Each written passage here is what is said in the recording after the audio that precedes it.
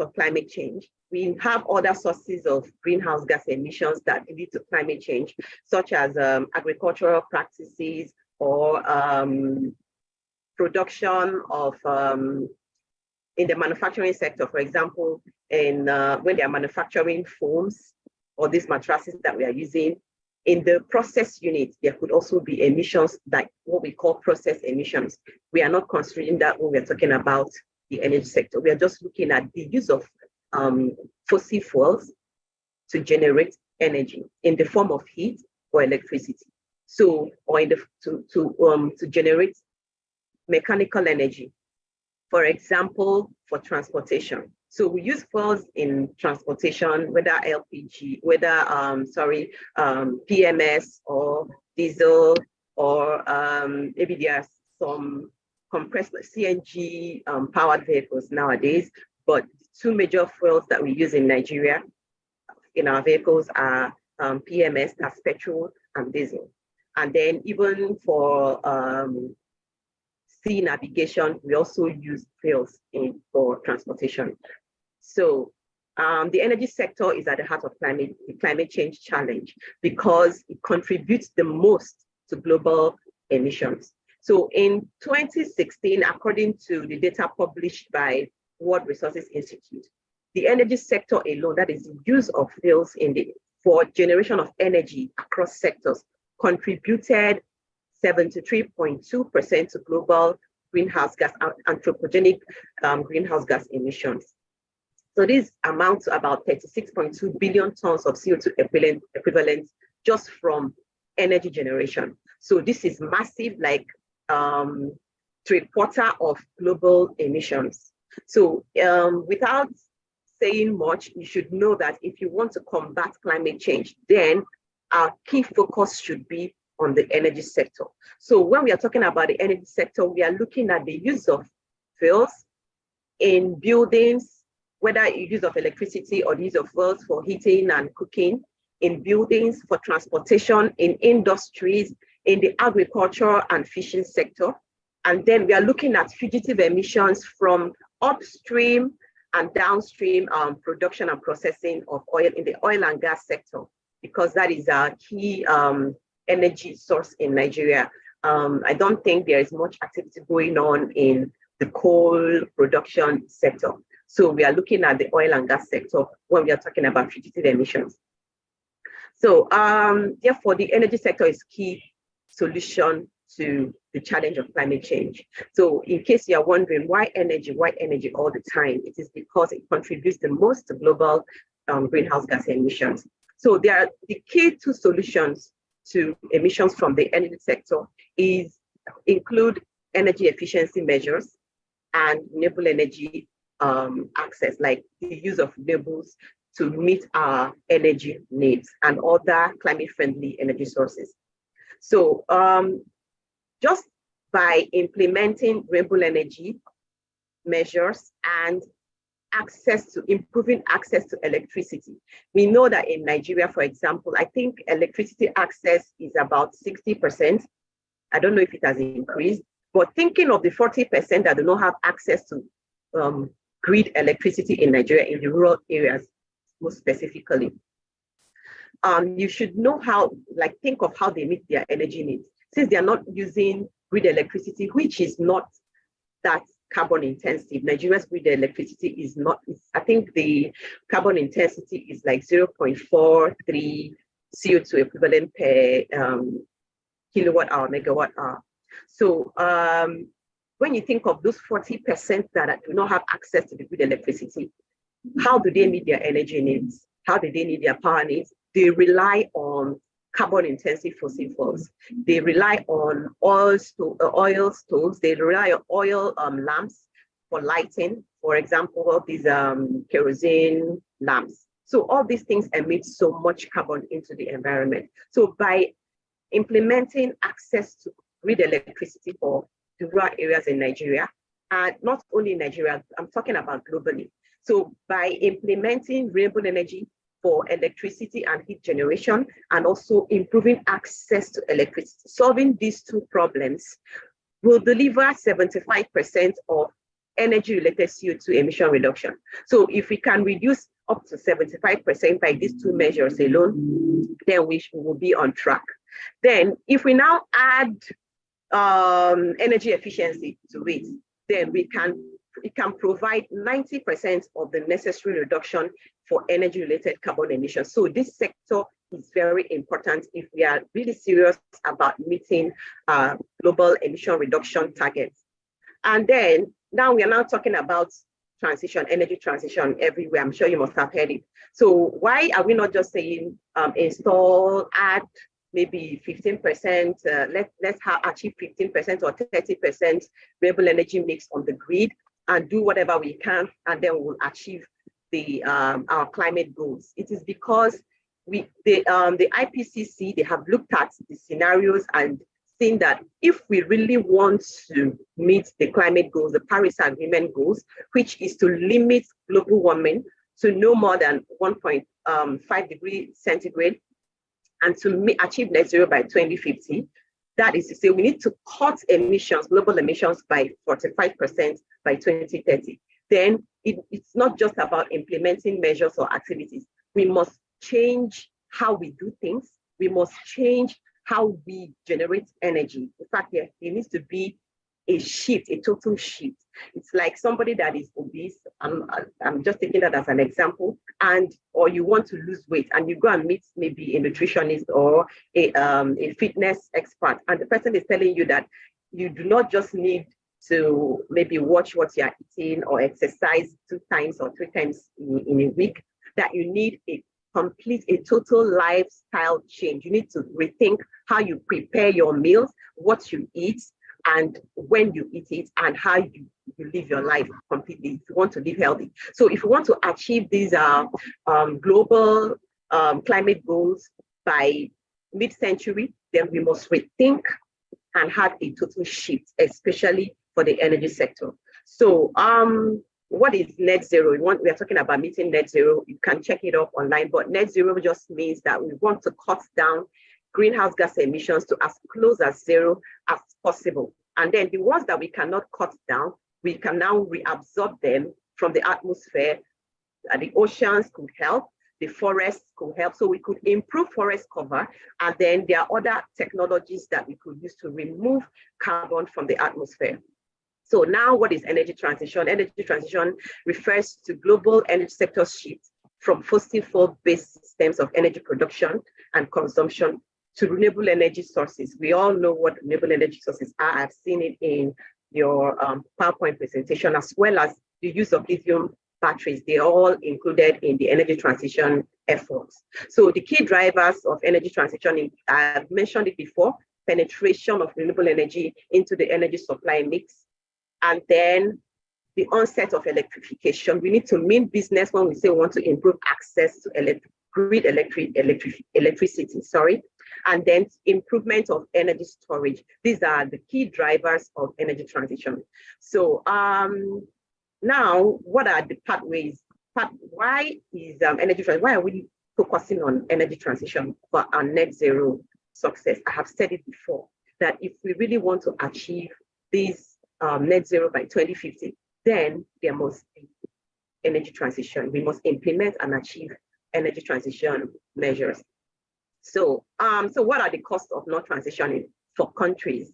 For Nigeria, for example, for institutions, organizations, if we do not implement energy transition measures, or we do not transition our energy sector to more sustainable sources. So currently, we are not on track to reach net zero by 2050 because commitments that are made by governments are not in line with the Paris Agreement goals.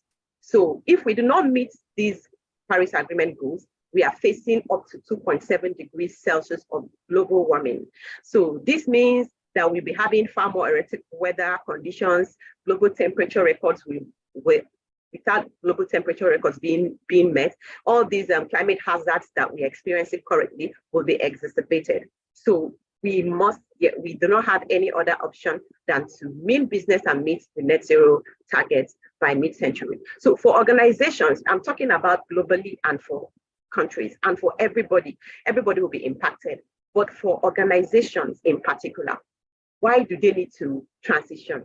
Why do they need to implement or consider energy transition in their operations? Why is it totally necessary? So for organizations that do not want to implement energy transition, so this could lead them to climate-related risks. It could be physical climate risk, it could be transition risk. So when we are talking about physical risk, all these extreme weather events, so like I said before, nobody will be exempted if maybe there is flooding. So if there is flooding in Nigeria, maybe where you live, of course, if there are assets, physical assets, maybe a company that have a manufacturing plant in that area, they will not be able to manufacture all through that period of flooding. That is loss of revenue. And then people will also be impacted. So it could even lead to stranded assets.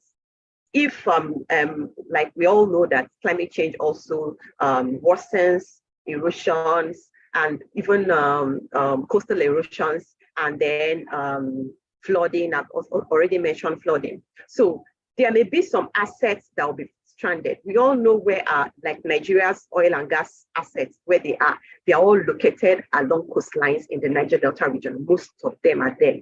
So if there are coastal flooding, if there are coastline erosion, all these things will impact our oil and gas assets. So it is a risk that we cannot afford to expose ourselves to. So everybody's hand must be on deck to make sure that we don't get to that eventually.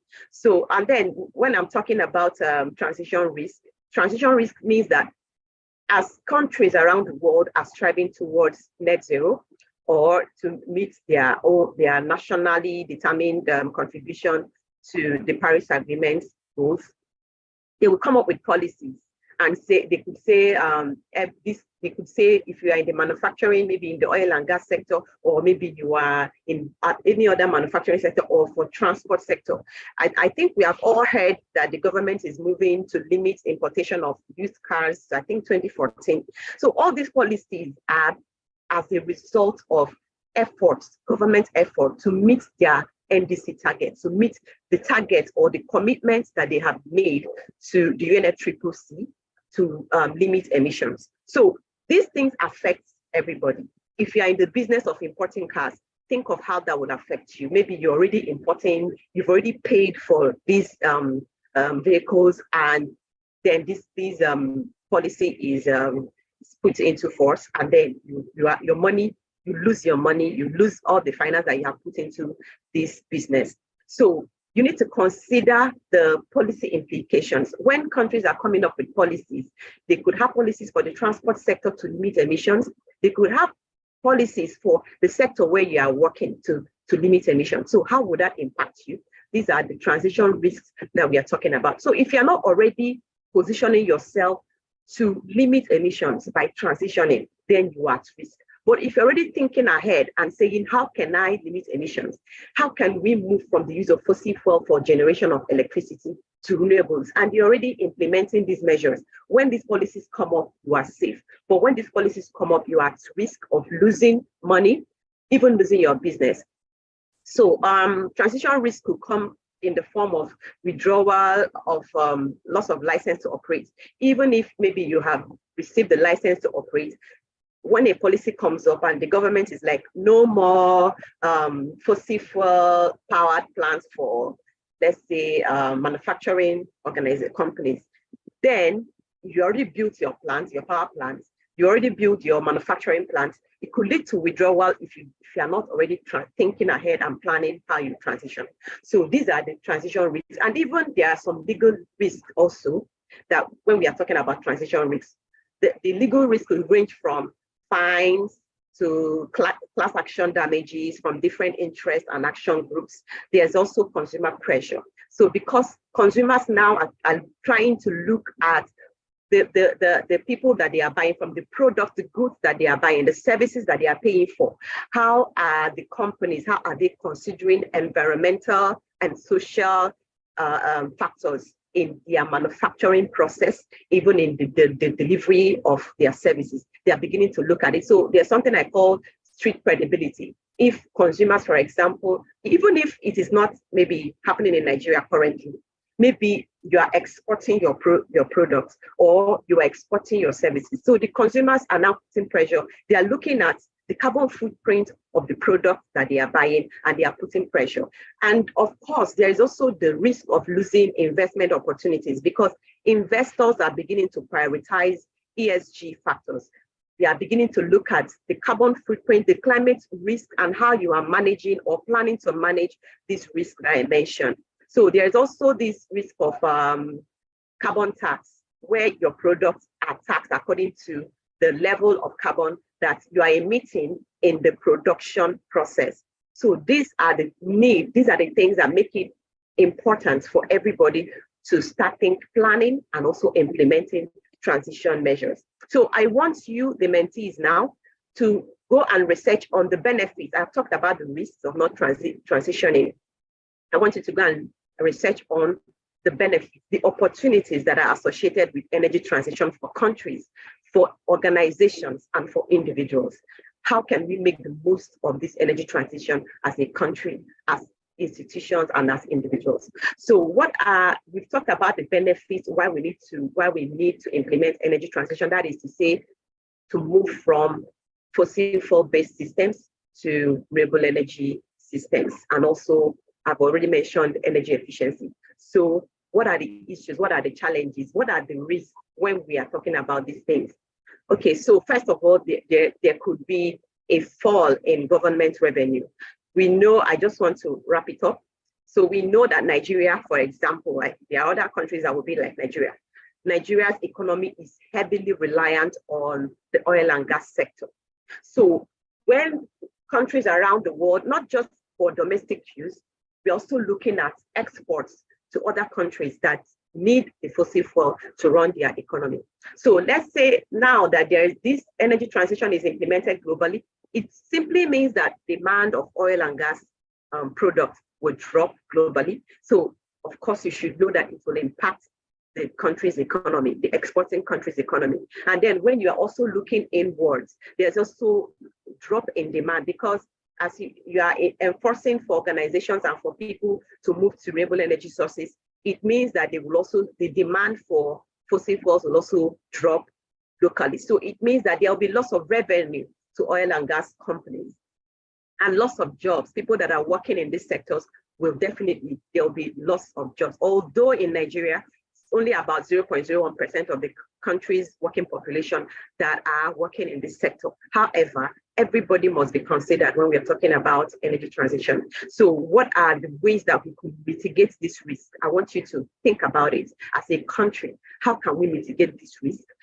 How can we make sure that everybody is carried along, that nobody suffers by, let's say, the loss of employment that I mentioned? How do we make sure that one of the measures is that we should, for example, start building capacity of people. If you say you want people to move from, maybe you were employed in the oil and gas sector, you want to move to the renewable energy sector, of course you will need training. So we need to look at, revamp our curriculum in our schools so that we could train more professionals to work in the renewable energy sector. It actually employs more, even if it does not pay as much as the traditional oil and gas companies. So, and then there's this challenge of funding, financing for the energy transition. It needs huge amounts of funding, investments for you to even scale electricity power grid. It needs huge investments. I understand that the Nigerian government announced recently that it will need, I think, about over $400 billion for it to reach net zero by 2060. So how do we get this money? How do we get access? How do we get access to financing for private organizations that want to transition? How can they fund this transition? So these are the things that we need to look at. And secondly, or let me say lastly, the policy and legal frameworks that we need to be in place to facilitate this energy transition. How is our own current legal and policy framework in Nigeria? How enabling are they for energy transition? What needs to be done so that we are ready, policy-wise, legally, we are ready to transition our legal frameworks? Of course, you have already listed some for the power generation sector. So How are they ready? Can you compare them to other countries in the developed, let's say, developed countries that are already making progress towards energy transition? How can you compare it? What have they done? What have they put in place in terms of legal frameworks? What have they put in place to ensure that they make progress? What do we need to do? How do we need to strengthen? Or do we need a total revamp? What do we need to do in order for us to be on track with other countries of the world? So these are the questions that I want you to go and research on to start thinking of. I've asked a question before, that you should look at the opportunities associated with energy transition. The second thing I want you to do to also research on is the policies and the legal framework changes that we need in order to achieve our net zero targets. And then who does what? What are the roles of different sectors? What is your role as a professional in your own field? What is your role? What do you need to do? Or what is required of you? What role can you play? How can you fit in to this movement? So I will stop here so that we can go into other parts of this webinar. Thank you. Thank you very much, Ms. Ngozi, for that comprehensive overview on the topic. I'll be calling on Mr. Ayobami. I think third mentor is not yet with us, so we only have 2 mentors on the call. Mr. Ayobami will go next on his talk.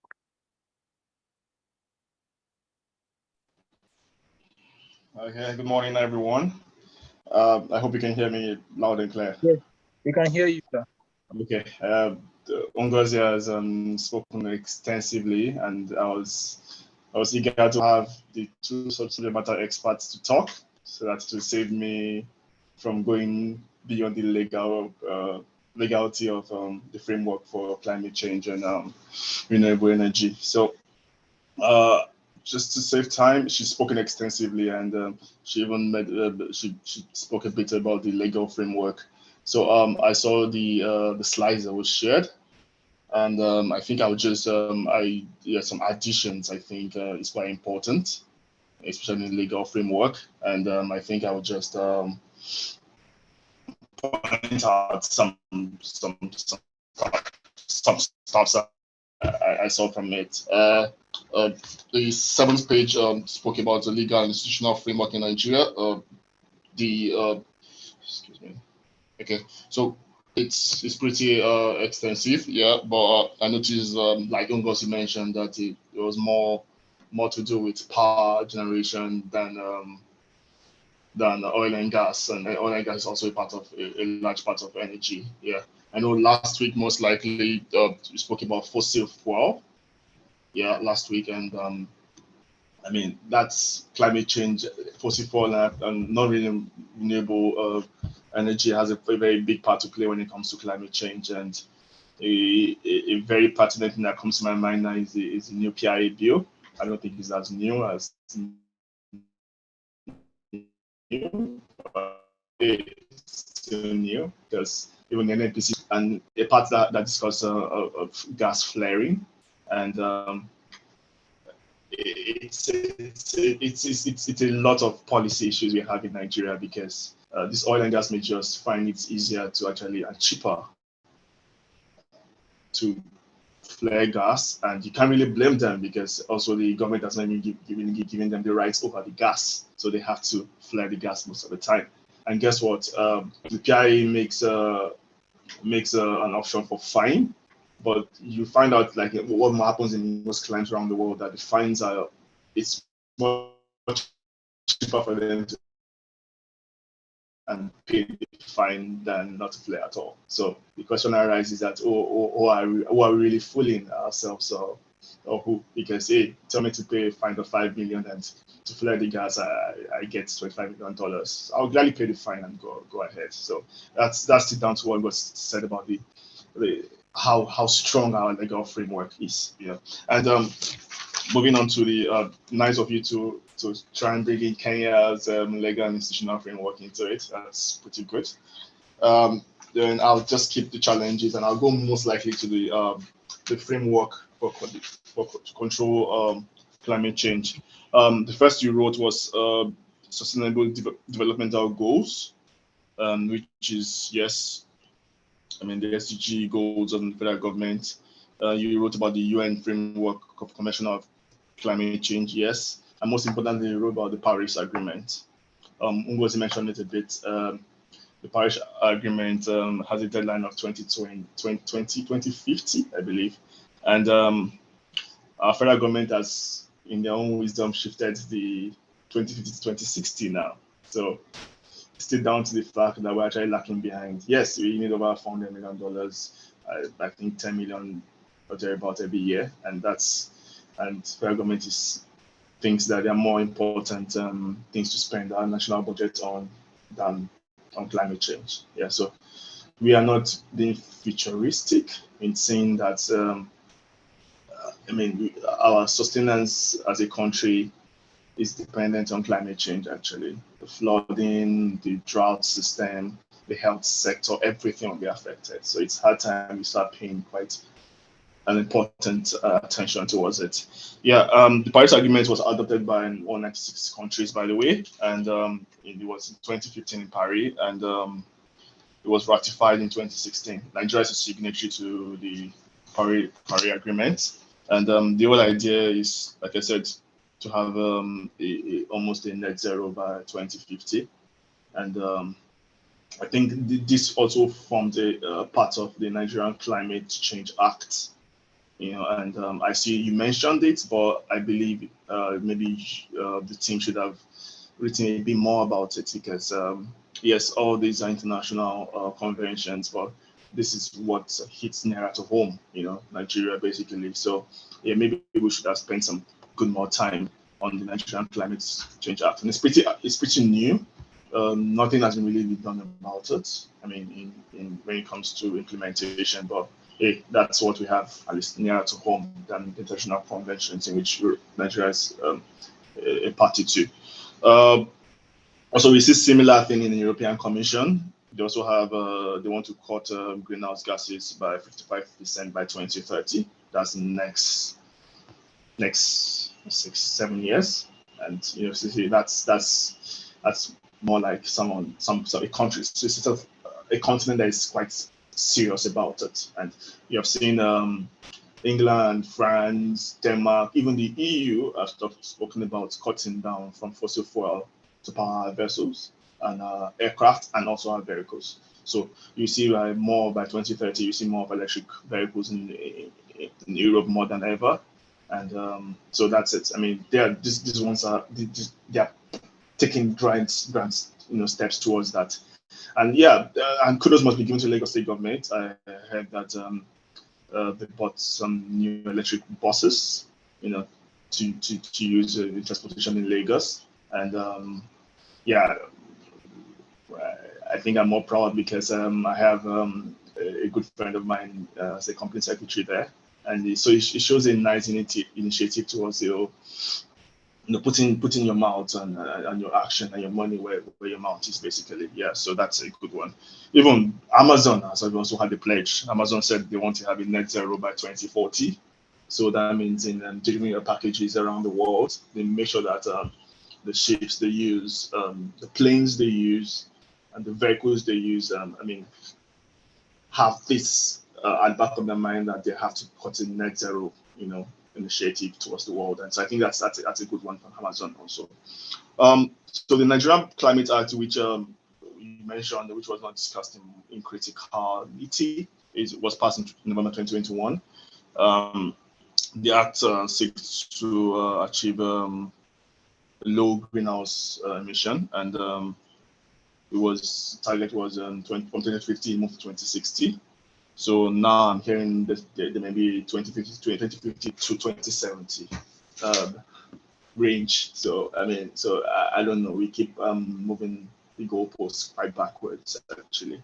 So the act would adopt there'll be a 5-year plan every 5 years. So there'll be a target. There's supposed to be a target every 5 years, and a 5-year goal, try and meet it, then take another new one 5 years, and like that. That's the whole idea. And so there should be action plans every 5 years, and that's to ensure that the federal ministries responsible for environment and national planning takes this into their budget system, and also taking in implementations towards reduction in greenhouse gases and carbon dioxide in the atmosphere, which, like Ngozi rightly said, has a spiral effect on everything. Actually, it's as good as human existence. Yes. So if we don't take care of the environment, then it's going to be difficult. Actually, yeah. No, we already have cases around the world of sea level rising up, and in worlds and above sea levels, and and droughts and everything. So all of them are just a offshoot of of what it means to you have to take our environment pretty serious, and it starts with energy. I mean, and if we can put in right legal framework, then I think it gets a bit much better and easier. Also, you missed out a very important part of everything, and that's the Nigerian energy transitional plan. Now, this cut across the oil and gas sector and the power sector. Yes, and also yes, I think in your legal framework, I don't think I saw anything on the Nigeria Electricity Regulation Commission. No, I don't think so. So yeah, that's also a quite important part to note. So the energy transition plan basically is still down to the getting the net zero initiative by 2060, and like I said, it might most likely in 2070. Yeah, and what the ETP, that's the energy transition plan, is trying to do is to bring out. We already have a timeline to 2060 now, and also bring out a framework for how to attain these emission reductions. And they identified 5 key sectors, and the first is in power, the second is in cooking, the third is in oil and gas, the fourth is in transportation, and the fifth is in industry. Yeah, and under the power, seeing how can Nigeria move away from dependency on diesel and petrol generators, and also revamp our renewables. The good news is that in the power sector, apart from yes, the hydro, we see a lot, and we are seeing a lot of renewable energy, in the power sector. For example, I'm part of a steam turbine group that's we're trying to see how we can bring in renewable energy sources and everything into the power sector. Now, yeah, there are advantages and disadvantages of it, because most people are, which you have rightly covered in your book, most people think that the capacity for renewable energy cannot be as much as non-renewable sources, which I'll leave that for the experts to argue. But yes, but the fact remains is that even if we have to go away from that to renewable, then if it's something that we have to pay for our environment, then I think it's important that we do that. Yes. Under the transport, the transportation plans to reduce emissions by 97%, and which a very big part of is introduction of electric vehicles, which the federal government thinks would help in reducing the emission by 97%. Yes. Under the cooking, some parts in Nigeria, I think more rural areas, are still using firewood, kerosene, and charcoal, and they should be moved to the LPGs, gas, and so the government thinks it's important that we moved by 2030, which is quite near to us. That no household in Nigeria should be using the firewood and charcoal and cutting up our forests because we want to cook. And so I think, I know Nigerians have embraced a lot of usage of gas, and that's quite commendable. Yeah. So under the oil and gas framework, also a very big part, like I said earlier, is on gas flaring. So the government also see how they can reduce gas flaring and support more of the decarbonization of the atmosphere. So that's on like the gas.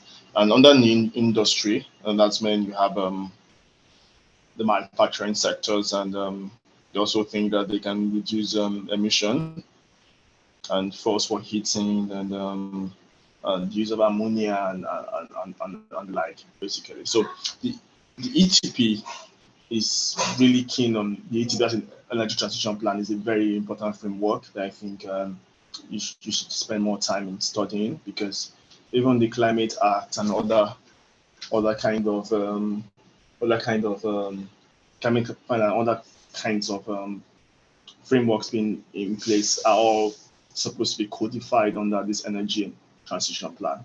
So they are more like regulations to drive the acts and the laws we have in Nigeria. So this is quite important.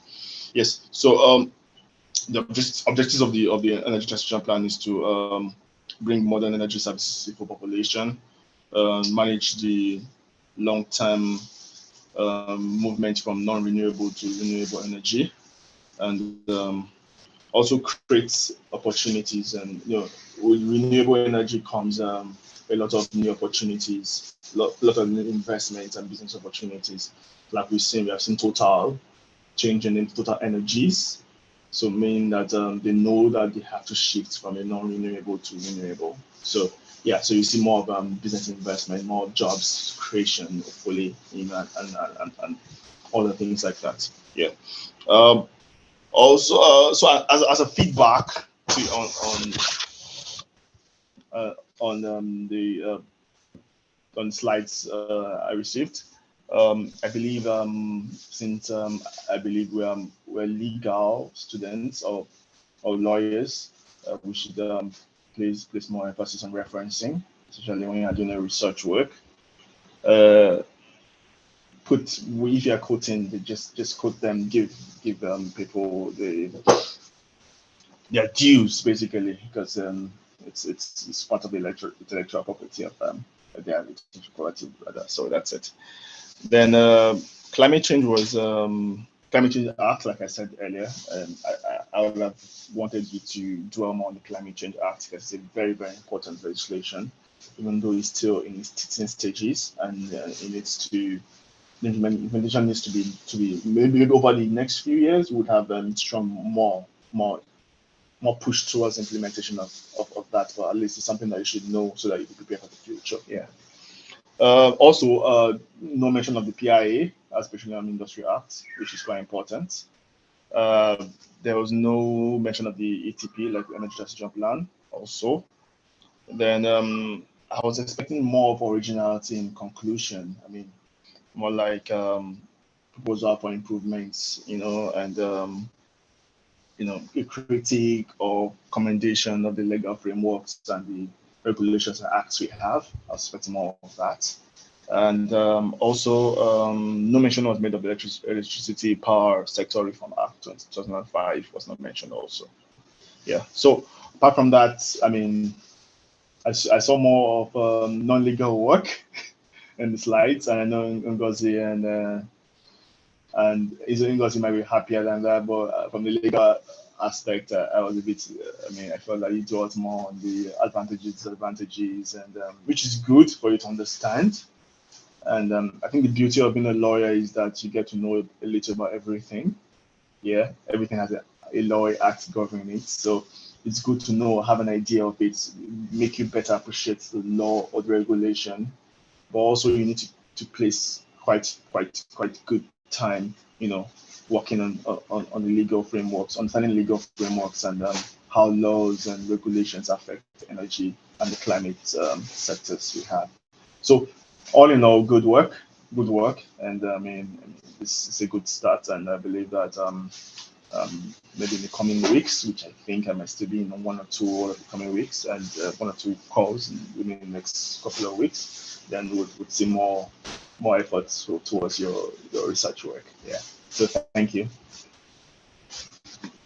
Thank you very much, Mr. Ayobami, both for the comments and also for the overview and in-depth introduction of the topic.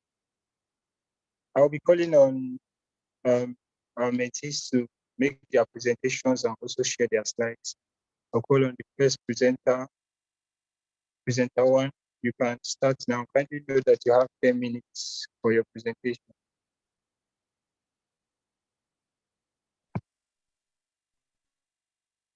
I don't know if you can hear me.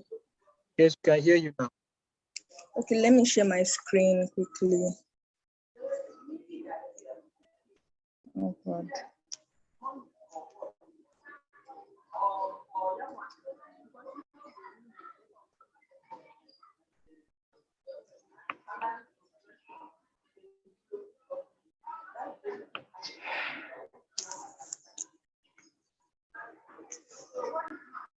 Um,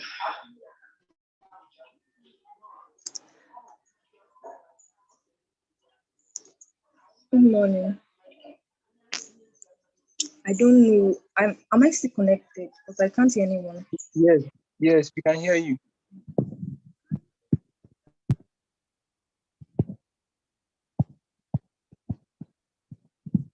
Please come again. Your network is breaking. See, your network is breaking.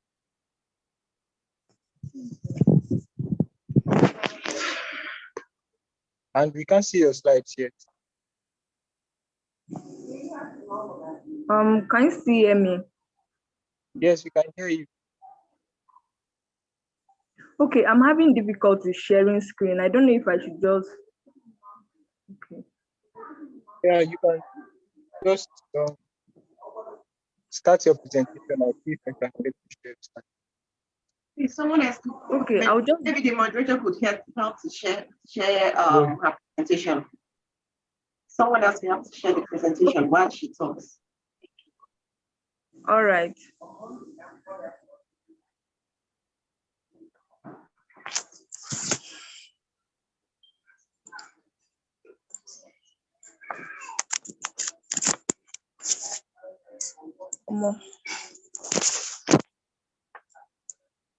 No, you can start. I'm trying to share your slides, so just start.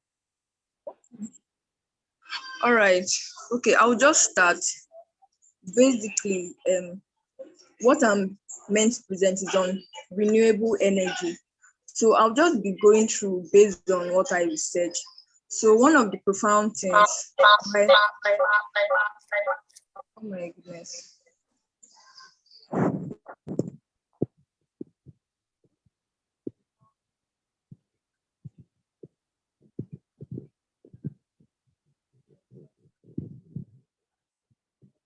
Stella, we can't hear you.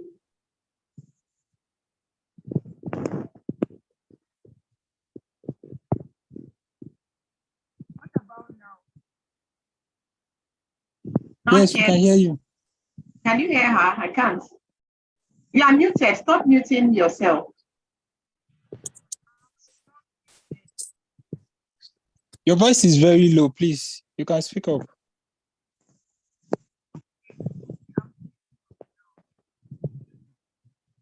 You can turn off your camera so that maybe that will help.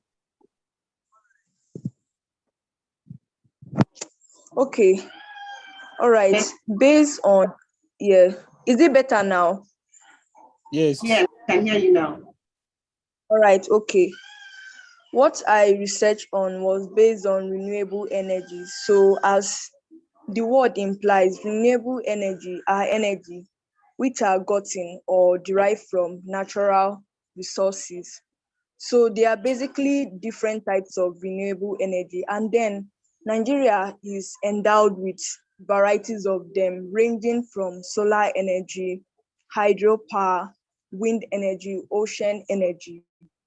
But I noticed that basically the renewable energy that is mostly used in Nigeria, to my own knowledge, is solar energy and then hydropower energy and biomass energy. Especially the hydropower is used in the power industries to generate electricity. And then the hydropower is generated from rivers and reservoir. So far, is the largest source of renewable energy in Nigeria. And then the solar energy. In 2022, yes, there was an overview that there is 949 megawatt, like people, like The use of solar energy in Nigeria as of 2022 reached up to 949 megawatts in Nigeria. And then solar energy is made using photovoltaic panels, which are used to generate the solar energy to power houses and produce electricity. And so far it has is of great use and purpose because Nigeria has a lot of sun, like the sun is like high in Nigeria. And then when I was researching, they were like solar energy, like the solar panels are cheaper to buy, but I don't really think so because as of the last time I found out the price of solar panels was from 200,000 and more, and possibly would have increased due to people are beginning to realize the importance, like the great use of solar panels. And then one profound thing I saw during my research was the energy transition plan that Nigeria launched. So Nigeria launched the energy transition plan with the aim of achieving a net zero carbon emission by 2060. But its major setback is mostly funding and then and implementation. I don't think there are enough bodies to enable the implementation for the transition plan. So it was concluded that will be achieved by 2060. And then why mostly renewable energy is of great benefits is due to because it will reduce carbon emission. But then what I found out was that biomass too also creates greenhouse emission. So it's advised that biomass should be used for a limited purpose. And then renewable energy, as good as it seems, it also has a disadvantage, mainly more it requires a lot of land if they are to set up some equipment, technical equipment to implement this renewable energy. It requires a lot of land, and then if we are going to use land, there may be a lot of we need to find land, and then it may chase animals from their natural reserve. Though I feel what is the setback what's the major setback right now, or the challenges Nigeria is facing, is that so far the dependence on fossil fuel has always been there. Nigeria's major source of income is from the crude and oil. So transitioning from this to renewable energy is going to take a lot of time. And then if for the transition plan to also work, it will require a lot of investment from stakeholders, both from public and private sectors, if this transition plan is actually to work. And then there was something else I also found out. There's in fossil fuel is extracted and is extracted using hydrogen. But if the renewable, we can use hydrogen as green hydrogen by using renewable energy sources. And Nigeria is blessed with a lot of renewable energy. So if maybe there is no much money for to bring all these equipment to generate a lot of renewable energy sources, why not just focus on one and then use the renewable energy sources that are available to make one, since majorly its setback is funding. And then another setback would be that DISCOs, that is electricity distribution companies, have been relying on hydropower. So I don't know, because the last class we had was that some companies are already going green, but it will require a lot of investment from stakeholders if this transitioning plan that Nigeria launched before is going to really be achieved as of 2060. Thank you.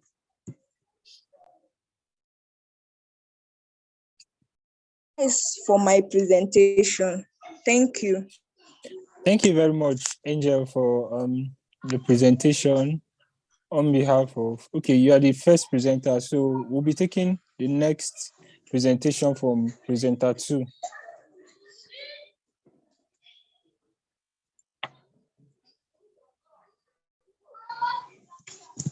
I don't know, presenter 2, if you're on the call, you can unmute yourself and start your presentation.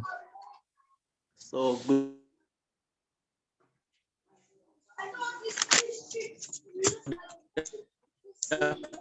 Can you hear me? Yes, we can hear you, but your voice is breaking. Can you hear me properly now? Yes. Is it still breaking? No, your voice is clear now. Okay, thank you.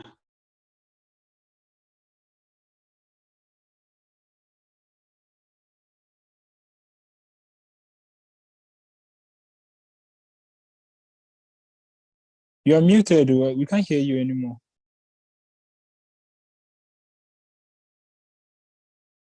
Just a minute, I want to share my screen so that you can see the slides.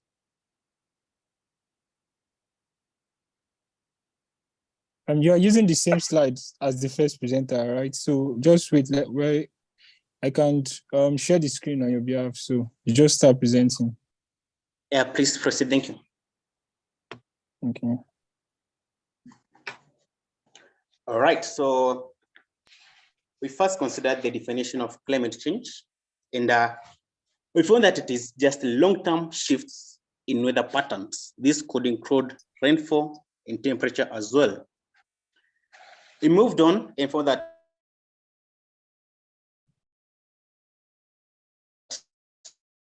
as man-made, but we found that for the last few years, since the 1800s, human activities have been the major contributor to climate change. In the next slide, we consider the causes of climate change. And we found that these include generating power, because some of our means of generating power include use of fossil fuels that was talked about in the previous meeting. Second is in the manufacturing of goods. Again, this ties back to the generation of power, because we need to generate power to manufacture these goods. Thirdly, the cutting down of forests. This is because forests act as carbon sinks for the carbon that we produce to the environment. So the moment we cut down these trees, there is nowhere for this carbon to go. Hence, it forms that it leads to climate change. Third is the use of transport. Almost all the means of transport that are famous nowadays usually need fuel. And this fuel, again, leads to emission of greenhouse gases, which then again leads to climate change as well. Then we also found that producing food has become an activity that increasingly leads to climate change, because we are moving towards large-scale food production, which leads to the emission of greenhouse gases again, which again just leads to climate change as well. In the next slide, we consider the effects of climate change, which we found to be hotter temperatures overall, more severe storms, increased levels of drought. This is again because of the hotter temperatures. Then we found that the ocean is also rising, and because of all these issues that I have outlined, there has been increased extinction of species. All right, there have been claims that some fish species can no longer even be found in our waters because the waters have heated up so much. We are talking about water now. If that is just the aquatic animals, you can imagine what is happening to the terrestrial animals that are on the ground and not shielded even by water. All right. Now, the drought I've mentioned also leads to lack of enough food, and then the hotter temperatures, particularly the the destruction of the ozone layer leads to more health risks, such as skin cancer. Yeah. And then there's poverty and displacement. Now, poverty and displacement comes about as a result of all the other factors I have mentioned. Because when there are very hot temperatures, when there are severe storms in a place and droughts, people can no longer live there. As a result, they have to move and they're displaced from their original place whereby they came from. Yeah. And this leads to poverty because people's lives are destroyed at a moment's notice. All right. There have been floods everywhere, as you can see from the photos. There have been floods everywhere. And that just takes away someone's livelihood overnight. All right. If this repeats once and twice, severally, someone's livelihood is just lost. Yeah. So in the next slide, we consider some of the solutions that can be brought about in order to reduce climate change. The first one was cutting off emissions. So we tie this to the nationally determined contributions in the Paris Agreement that Nigeria and Kenya have both ratified. And if we are to achieve, we are to ensure that we maintain the climate as it is and even improve it, rather than letting it deteriorate, then we have to really keep to the promises we made under the Paris Agreement. Yeah. The second one was the adapting to climate impact. This one, as Madam Gozi noted, is that this means a total overhaul of how we do some things, such as generating power. We need to move to a more renewable sources. All right. These are one of those that we use to adapt to climate impacts. For example, I can give an example whereby there was a very long drought. As a result, the rivers that we used to provide hydropower in some countries were produced lower levels of power that was not even sufficient for use in their domestic use. So this means that we need to diversify more to other areas of renewable energy, such as wind energy as well. Then we found that we also need to put a lot of financing into ensuring that we have climate solutions for Africa. And of note in Kenya, I noted what Madam Gozi noted about the amount of money required for Nigeria to implement the energy transition. And for Kenya, the country is currently running a project worth $34 million, whereby the intent to ensure that the country is more drought resistant. Its practices are not so prone to the impacts of droughts, which will shoot some of the livestock keeping communities. In the next slide, we look at some of the legal frameworks for the control of climate change. And I will look at the United Nations framework for climate change, which again is ratified by both Nigeria and Kenya. The Paris Agreement is signed by Nigeria and Kenya. And since one of my seniors, our mentors, talked about the Nigerian Climate Act, allow me to talk about the Climate Change Act of Kenya that came into force in 2016. So under the Climate Change Act, we have the creation of the Climate Change Council, which is in charge of assisting the Cabinet Secretary in charge of energy to formulate the national climate change action plans. All right. And the current action plan that is in place is the one for 2018-2022. It has not lapsed yet. And some of the things that they had addressed was how to look at energy and transport in order to reduce emissions. And secondly, how to look into the issue of the most drought and those communities that are most prone to drought and floods. These can be those communities that live around the water bodies, such as the lakes and such. Then apart from that, Kenya also has several other mechanisms and policies that they use to ensure that the country and the people are climate conscious, such as the banning of plastic containers and straws in national parks. So we have the country has completely banned the use of plastic containers and straws in national parks. Secondly, it has completely banned the use of plastic bags, the disposable plastic bags. They are illegal in Kenya. And it has also tried to use incentives for corporates. So for instance, in Kenya, there's a 15% corporate tax exemption for the first 5 years for corporation that intends to invest in recycling projects. In secondary, there is also a VAT exemption for the importation of equipment that are to be used to build plastic recycling plants and services.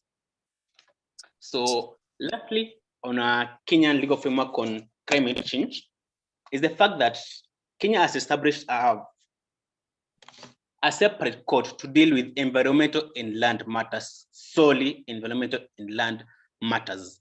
And under the Constitution of Kenya, any person can approach that court even without being actually affected by the action of another person, but just to show that whatever that person is doing, even though it has not happened yet, is likely to result in the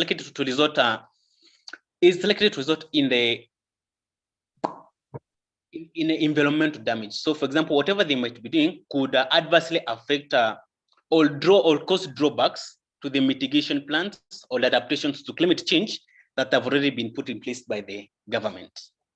So that is all for Kenya. I just noted that our mentor noted that we do not have some legal background on that issue.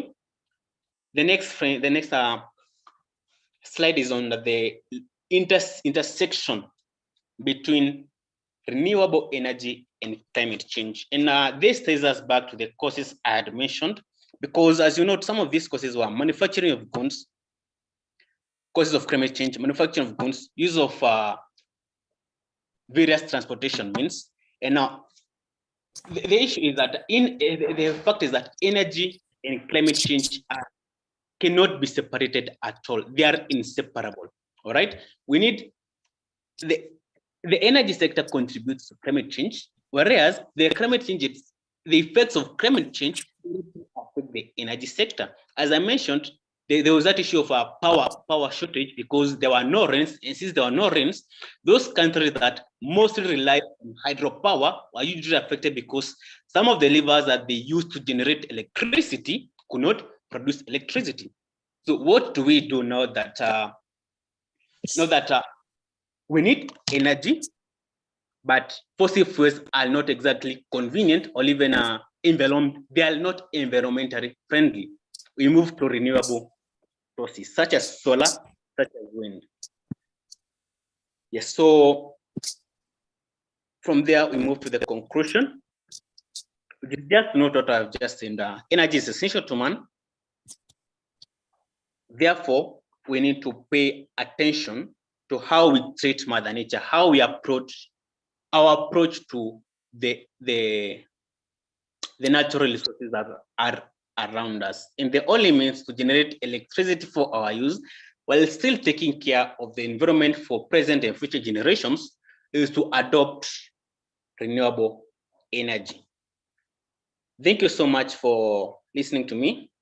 The next slide is on our team members, and thank you so much. Thank you very much, Tony, for that presentation.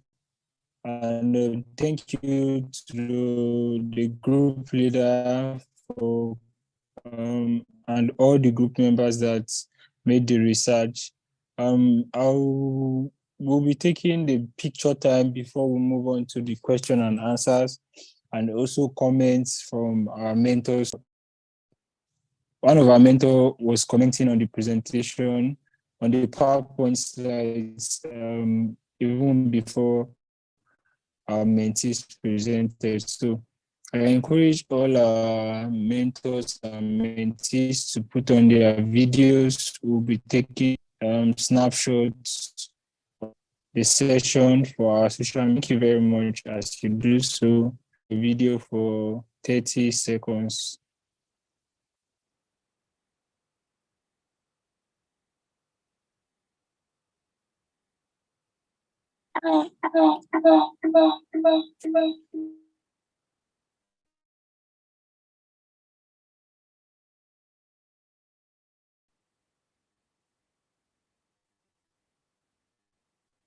Okay, I've taken the screenshots.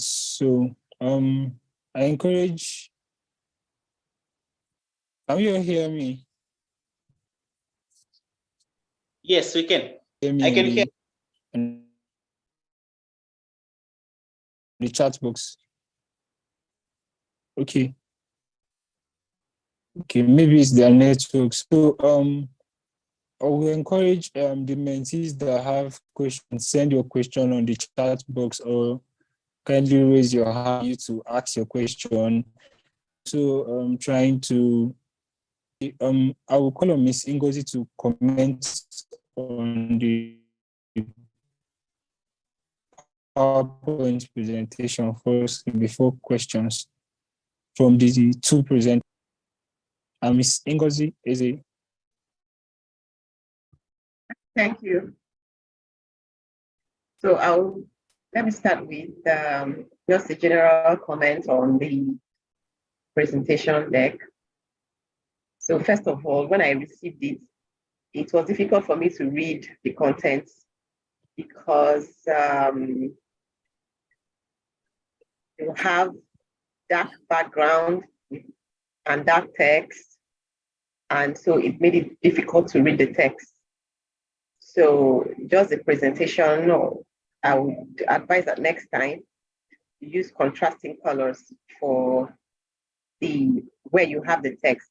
You have pictures on some slides, and then you know how to present it so that maybe the font color is a contrasting color against the background so that we can read it. I could not read most of the things there. I was trying to change the font color to read it. So that's like a general comment.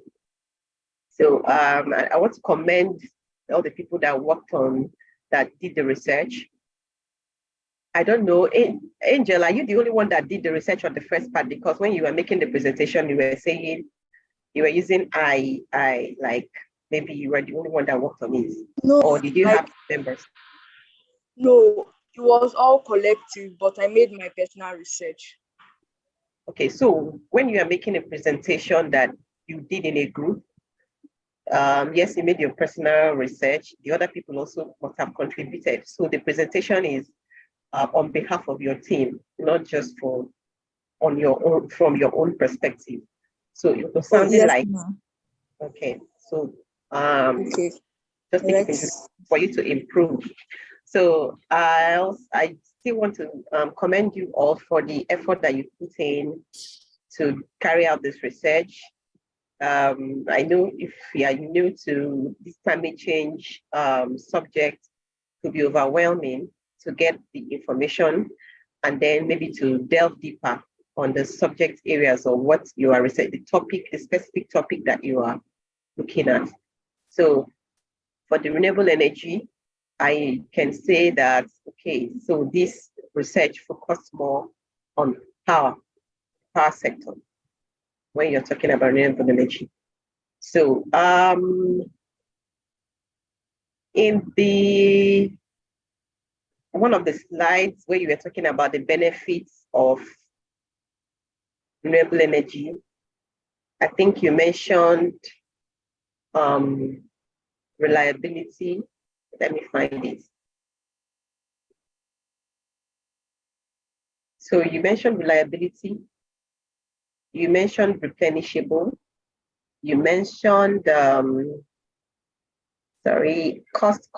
is less cost consuming except for installations. So these are quite generic. You said except for installation. So our renewable energy power plants, are they really less cost consuming than the traditional gas-powered power plants that we have. So when you are saying they are less cost-consuming, so or capital intensive, are you saying that they are less capital intensive or that the operational costs are less than fossil fuel power plants?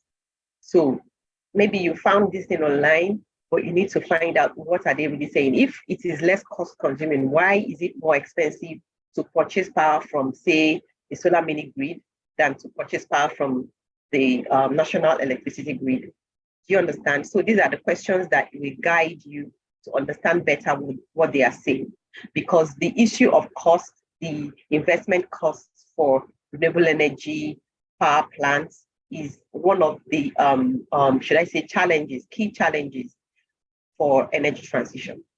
So we can look at it and look at how this could be overcome or measures and steps that could be taken to mitigate the cost challenges to renewable energy implementation.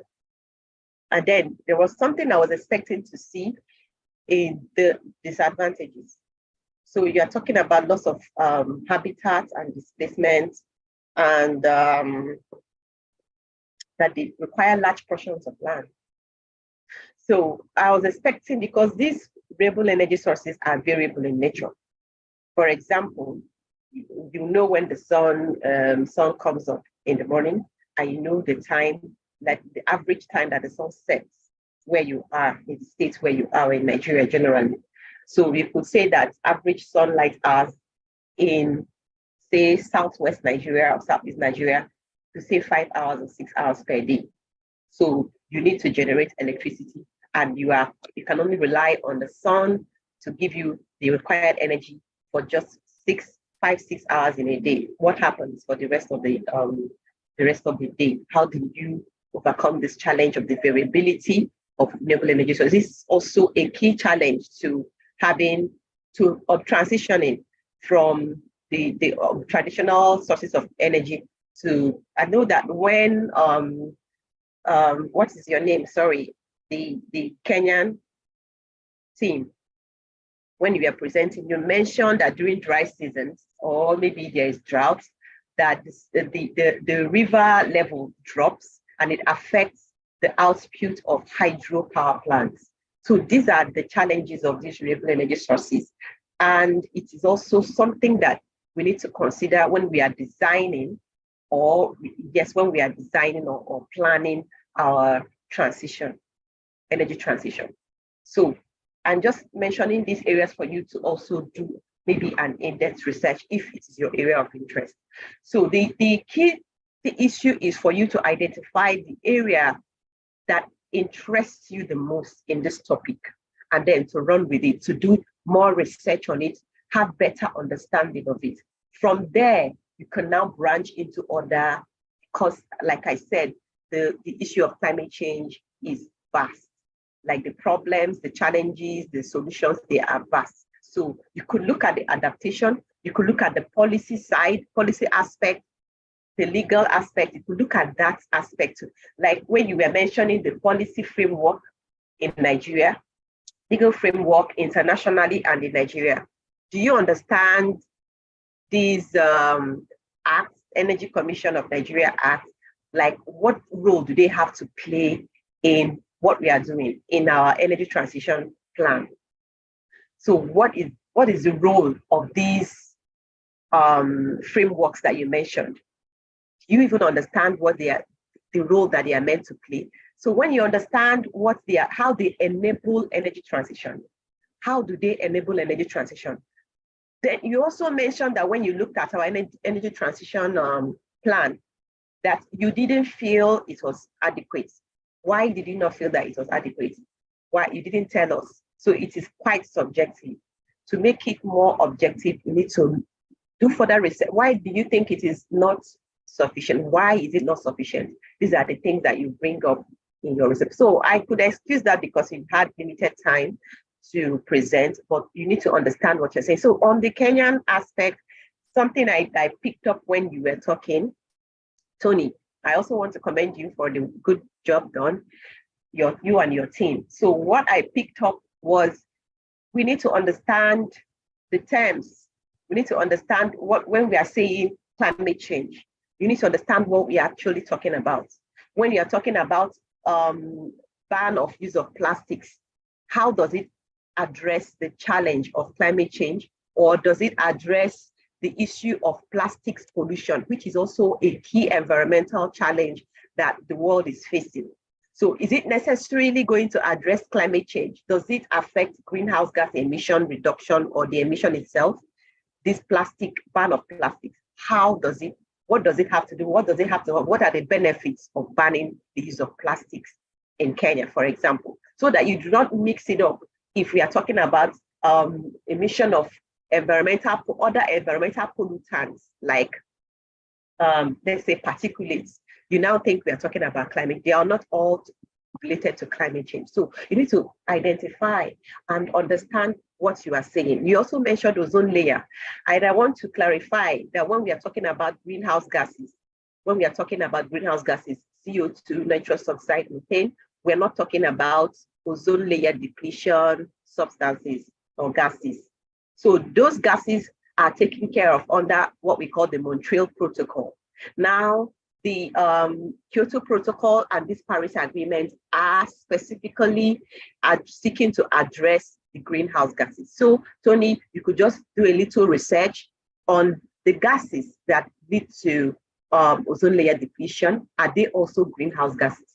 Try to separate them so that you will understand. When you are talking and you are speaking with somebody, they know you understand what you are saying. And then when you are now looking at the actions, you also understand this action I am taking, what is it addressing? Is it addressing climate change? So when you were talking about the impact on health, you were focusing on ozone layer depletion rather than the impact of climate change on health.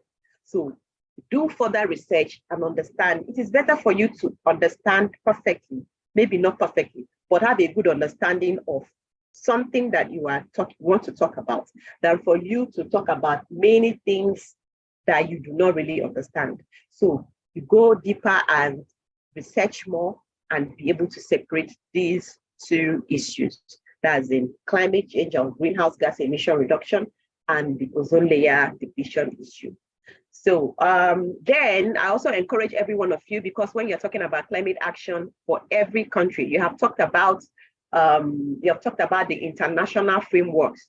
What about your own national framework to address climate change? You have talked about the National Climate Act, but nobody has ever, I don't think I heard any of you talking about your NDC. So everything that any country, all the actions that every country wants to take with respect to addressing the issue of climate change are based on the NDC of that country. NDC stands for Nationally Determined Contribution. So it contains all the actions, the targets, the goals that every country have set for themselves, which are nationally determined to address the issue of climate change and to meet the Paris goals. Paris goals I'm talking about now is the temperature goal and the adaptation components of the Paris goals. So I will stop here, and I want to encourage you all. If you are serious about being a major player in this field, you need to read, you need to research, you need to study, and then before you know it, you will become an expert. Thank you all once again.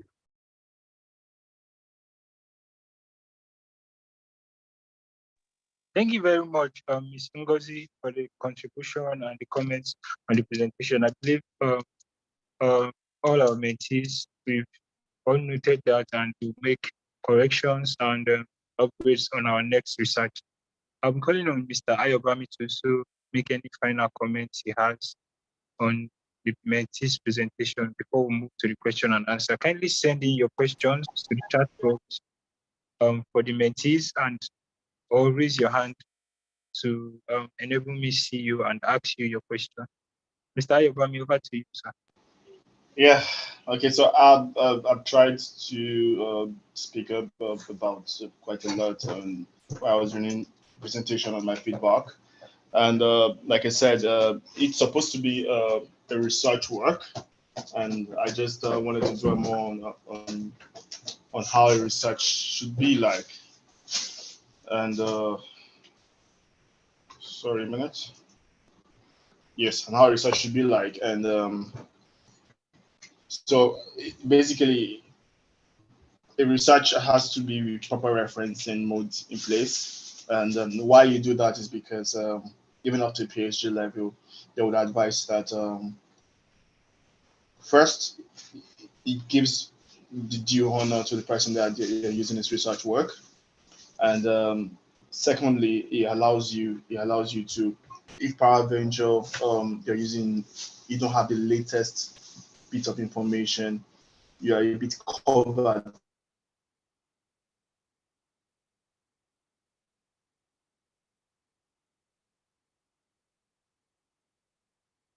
So You're saying that this is information I have. This research from 2020, I think it's 2023. That I needed 2023 research. So it helps the person know that first, honor has been given to you. Two, the year and the type of research I did for my particular presentation. So that's quite important. Like I said, we also need to touch more on energy goes beyond power alone. So I expect to see a lot from the PI inside this presentation, but that was not really, the mentors didn't really concentrate on that, and I think it's something they look at that. Yeah, you might not have an interest in power, but you might have interest in the oil and gas sector, and you might want to pay more attention towards that. Yeah, then I also like I said, the Nigerian Energy Transitional Plan, it's quite important to have a good look at, because it has action plans based on the National Council of Climate Change, and so it's quite important that you pay attention to that organization, and also the ETP. Yeah, and like I said, there was no I didn't say real originality, because I think most of the things I saw were just reference stuff. I expected to see things like what you think, your own thoughts, your own ideas, basically, and that's what I was expecting to see. I mean, you can tell us what is happening, but also have an input in it. So I expected to see more, maybe critiques, maybe commendation. What do you think? How do we develop this in Nigeria, Africa, or Kenya? And something like that. So the conclusion was supposed to be more robust to cover that.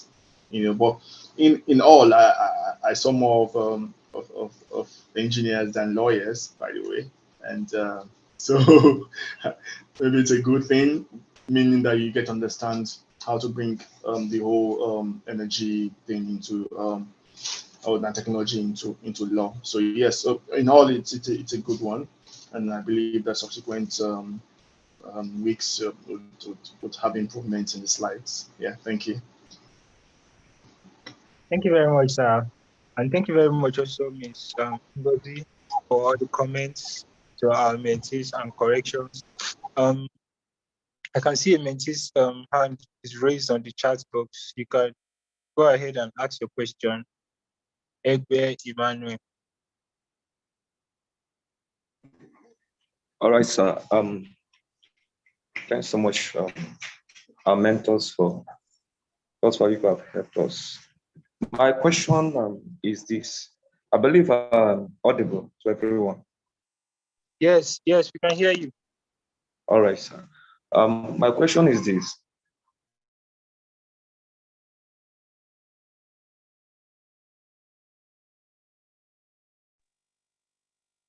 I can't hear you anymore.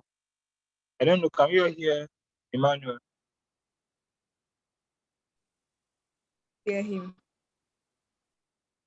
Can we hear him, please? No, I can't hear him.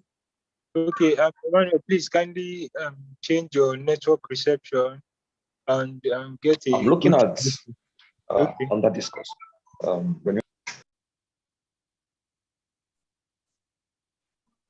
So I'll just ask. Am I still audible? Yes, you are audible. Am I still audible, sir? Yes, now you can hear you. Sorry, now. I can't. Okay. I encountered a method challenge before. That's what I was saying.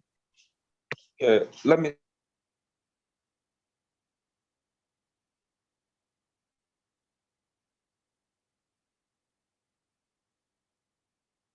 I think he's gone again. So I'll just stick to asking the question that we have. Start afresh. I believe that the subject matters under this course: climate change, net zero, energy, energy availability, household usage, which are very, very important to human existence, and also ensuring a healthy environment. For developed countries, I don't see much challenge. They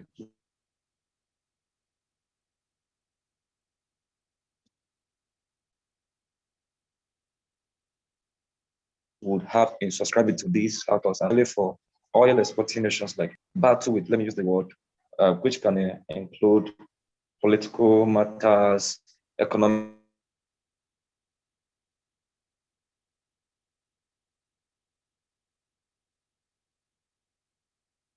concerns and all that. Just like, for instance, it's dependent on oil. So it makes it a challenge. It poses a challenge on how they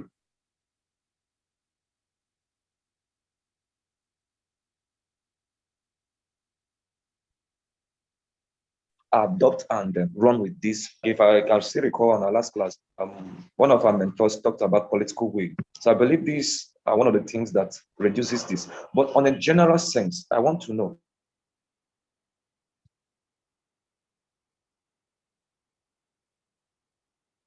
actually, in a midst with, do they actually have a choice running with the general global target of net zero medicine by 2050 and all that? In an ideal sense, do we actually have a choice? Seeing that if we don't give attention to this, the environment will actually draw us back to that. I believe my question is clearly understood.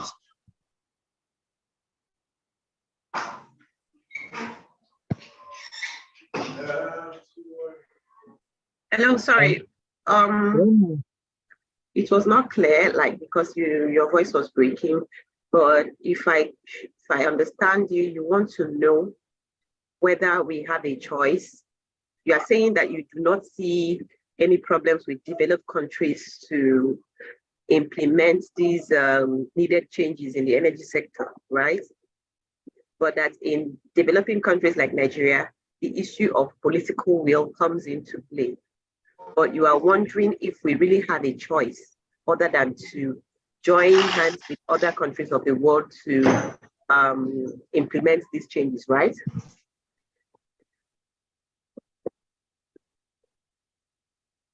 Emmanuel, please, Yes, you have been. Okay, thank you. So the challenge of energy transition is every country, we have all our unique challenges when it comes to energy transition. So no one will tell you that they've got it all together. For example, I think it was Germany.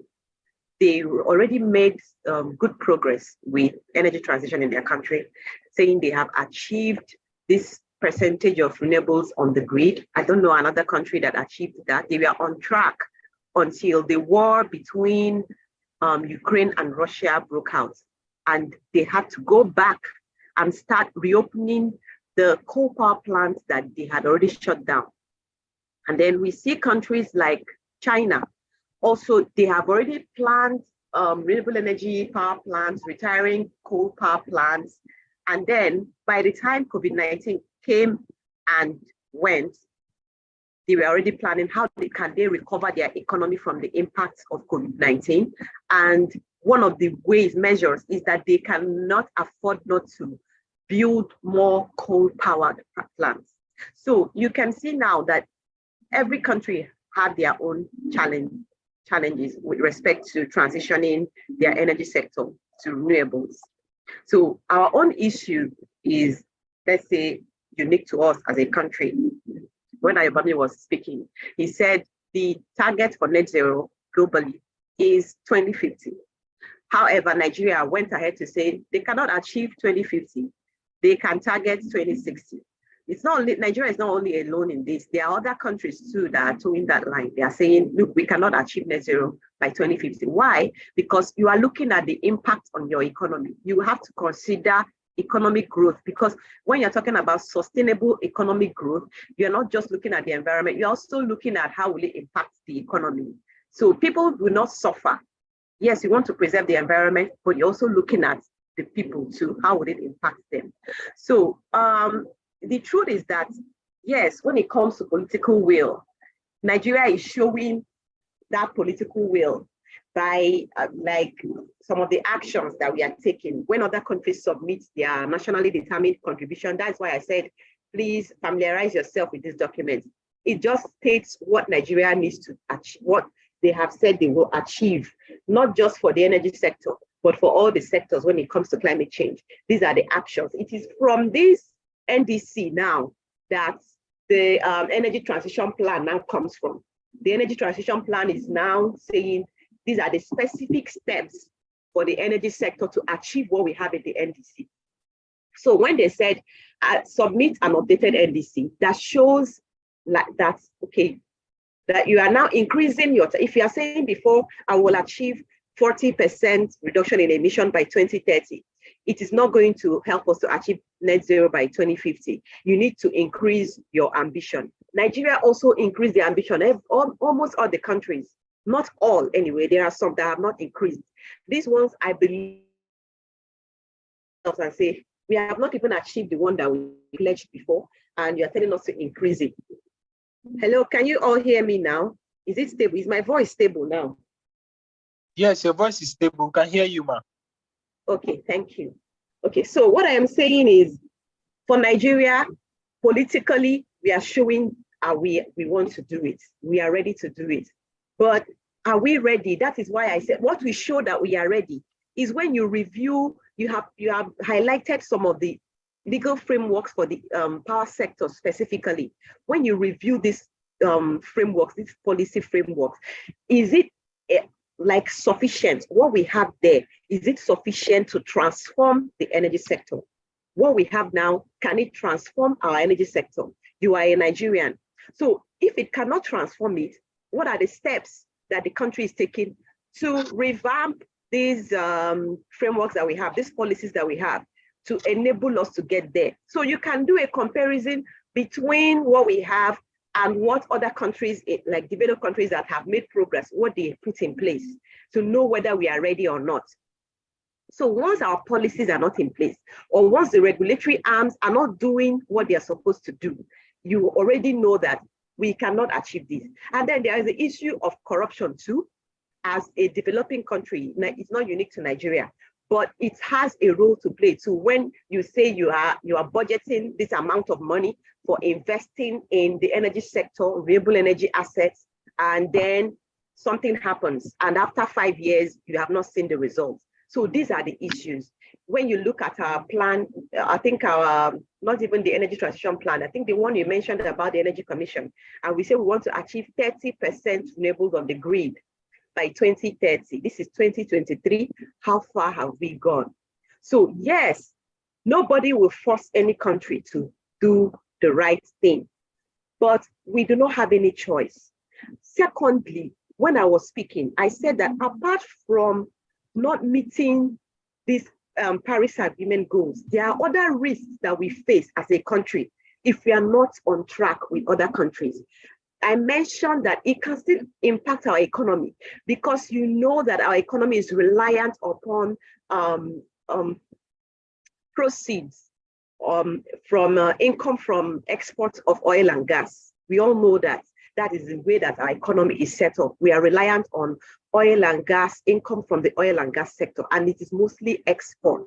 So what happens when the countries you are exporting to, when they tell you we no longer need your oil and gas because we are now focusing on renewables, we are 90% compliant with respect to renewable energy. So what happens? It means that your revenue drops. You can't produce anymore because there is no demand for it. So yes, we don't have any choice.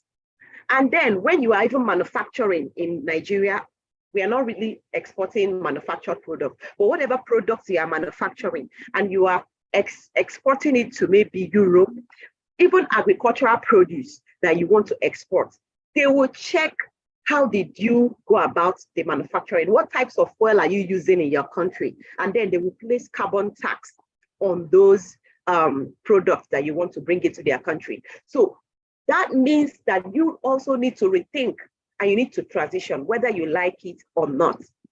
So this is the answer. We do not really have a choice when it comes down to it. Even if you didn't want to do it, the political will is not there. When these global pressure starts coming in, then we need to do what we need to do to be on track with everybody. I hope I've answered your question.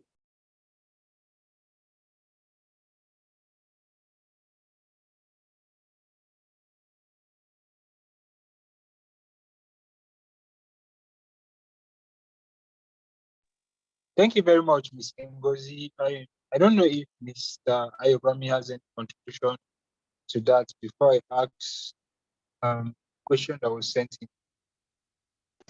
Yes, basically, like Ngozi rightly said, we also have to look at the economics of it, demand, supply, and that has also always been my thought, actually, based on the European Commission, which I'm more familiar with. I mean, having worked and lived in that region, and I've always looked at the impact we'll have when demands of our crude oil and petroleum products, are not enough, to sustain us in Nigeria. So my fear is that just like companies now that into the non-renewables are trying to get into the renewables sphere to take care of the futuristic commercial and business needs, it's important the country start taking it serious. Yes, I mean, I think what you rightly said, it will be difficult to, when we have we see other needs as more pressing in Nigeria, which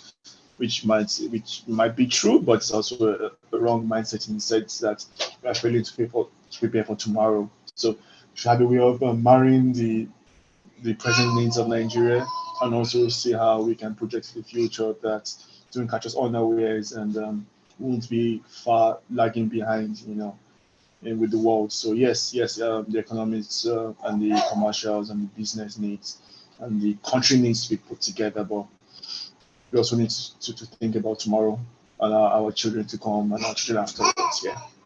Thank you. Thank you very much, Mr. Ayobami. I'll be asking the question that was sent. I can see Mr. Okay, I think Ms. Ngozi's hand is raised, so maybe she has something to say. No, I don't. Just thumbs up. Okay. Mr. Ayobami can go first on the question. I think Ms. Ngozi also sent an answer on the group chat, so I encourage our mentees to also read that. So, the question is, what is the relationship, if any, between climate change and renewable energy? I think Mr. Ayobami. Yes, just like we've been saying all morning, climate change and renewable energy has a positive part to play in the climate change thing, and I would say, yeah, there are some renewable energy that part of the disadvantages they tell you is some of them still have some emission of gases and yes, but in comparison to fossil fuel, I mean it's far an advantage. Yes, so it's important that we see that that the importance of climate change to our environment, and when we see that a minute please.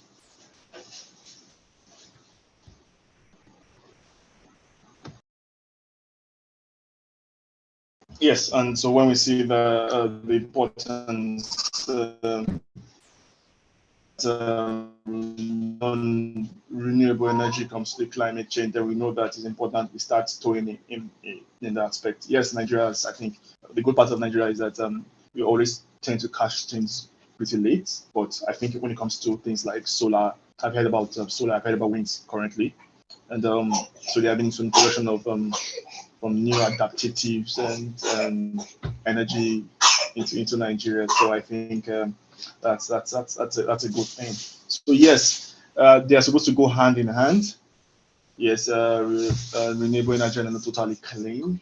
Well, at least they're cleaner than the non-renewables and fossil. So yes, we're working hand in hand. And I think they can always help in creating and protecting us against a lot of things, droughts and famine and everything.